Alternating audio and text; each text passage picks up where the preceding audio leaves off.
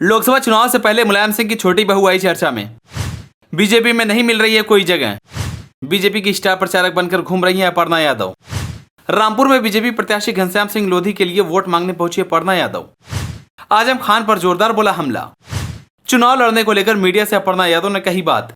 चलिए आपको बताते हैं अपर्णा यादव ने क्या कहा। लोकसभा चुनाव को लेकर इन दिनों मुलायम सिंह की छोटी बहू अपर्णा यादव चर्चा में है।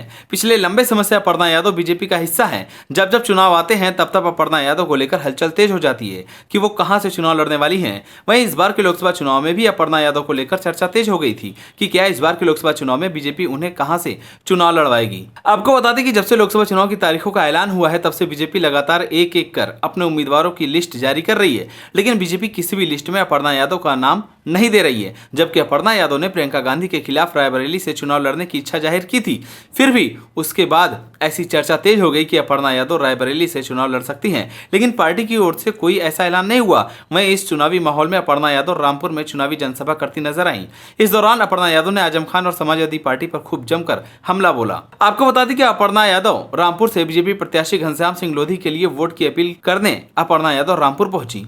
पार्टी के पदाधिकारियों और कार्यकर्ताओं ने अपर्णा यादव का फूल मालाओं के साथ जोरदार स्वागत किया।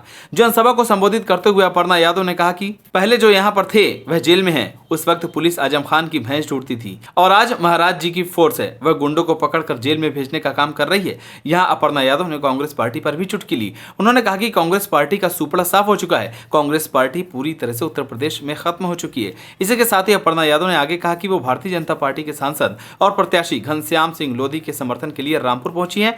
पूर्ण बहुमत की सरकार बन रही है, सभी लोग हमारा साथ दें। अपर्णा यादव ने आगे कहा कि मैं बस इतना ही कहना चाहूंगी, जो संविधान के रचयिता हैं, जब समाजवादी पार्टी के प्रत्याशी ने उनका सम्मान नहीं किया, जिनका सभी धर्म के लोग सम्मान आदर करते हैं, तो वह आपका और किसी का क्या सम्मान करेंगे। वह सांसद बनने के लायक ही नहीं है। वहीं कांग्रेस नेता राहुल गांधी प्रियंका गांधी वायनाड से रैली निकाल रहे हैं। इस सवाल पर अपर्णा यादव ने कहा कि कांग्रेस का सुपड़ा साफ हो चुका है। यूपी में कांग्रेस पार्टी पूरी तरीके से खत्म हो चुकी है। अपर्णा यादव ने आगे कहा कि एक बात और बोलना चाहूंगी कि पहले यहां पर जो व्यक्ति थे वो बार बार कहते थे मुलायम सिंह जी से, मैं उनका नाम नहीं लूंगी क्योंकि सब जानते हैं वो जेल में है। और क्यों है जेल में यह भी सबको पता है। पहले यहाँ पर जो मेरे फोर्स के भाई और बहन हैं, पहले फोर्स को किस काम में लगाया जाता था, वह नगर विकास मंत्री थे, वह भैंस पकड़ने के लिए फोर्स को लगाते थे।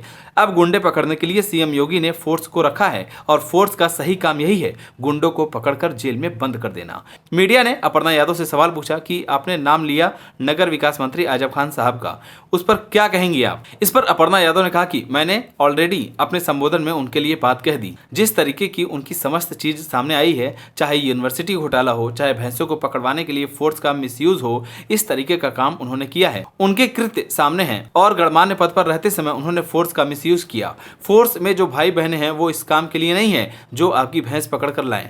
आज जो काम वह कर रहे हैं वह अपना सही काम कर रहे हैं।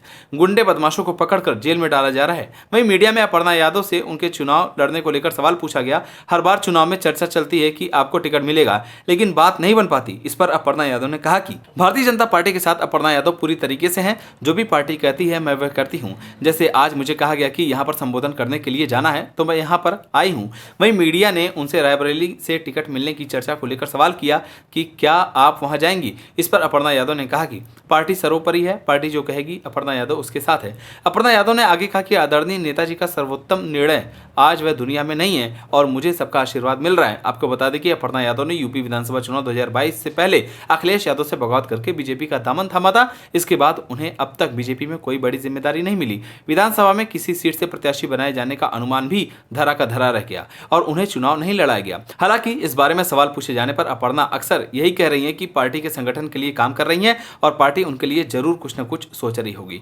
वहीं पिछले साल उन्होंने बीजेपी के शीर्ष नेताओं से दिल्ली में भी मुलाकात की थी। उनके लोकसभा चुनाव लड़ने की चर्चा थी, लेकिन अभी तक पार्टी की तरफ से कोई खास संकेत नहीं मिले हैं। वहीं बीजेपी ने जब राज्यसभा में अपने उम्मीदवारों के नाम का ऐलान किया तो उसमें से अपर्णा यादव का नाम नहीं शामिल था और इस बार के लोकसभा चुनाव में भी अपर्णा यादव का बीजेपी दूर दूर तक कोई जिक्र नहीं कर रही है। लेकिन अपर्णा यादव अपनी तरफ से पूरी कोशिश करने में लगी हुई हैं। फिलहाल अब देखने वाली बात होगी कि क्या अपर्णा यादव इस बार के लोकसभा चुनाव में पहले के चुनाव की तरह खाली हाथ रह जाती हैं या फिर उन्हें कहीं से टिकट दिया जाएगा। आप सभी को क्या लगता है, अपर्णा यादव को अगर बीजेपी में कोई जगह नहीं मिल रही है तो क्या उनको घर वापसी कर लेना चाहिए या नहीं? हमें कमेंट कर जरूर बताएं। अगर आप नए हैं तो हमारे चैनल को सब्सक्राइब करें।